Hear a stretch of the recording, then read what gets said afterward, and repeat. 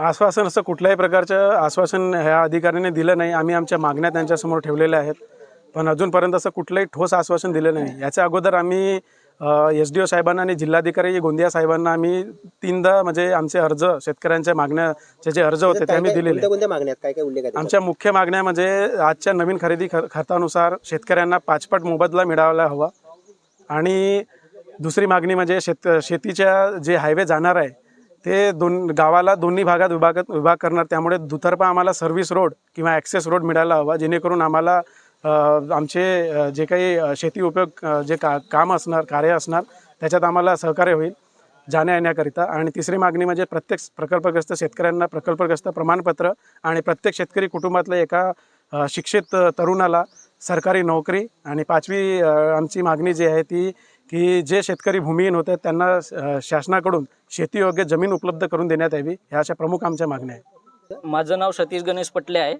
आमचे जे 49 जमीन आहे ते पूर्णच चाललेली आहे.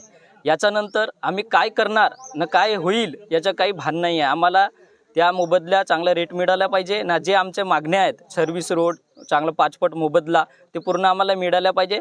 समोर आमची जी पिढी येणार आहे ते त्यांना त्रास व्हायला नको आणि ते सुरक्षितपणे आपली आयुष्य म्हणजे करणार आहेत, असे माझी मागणी आहे.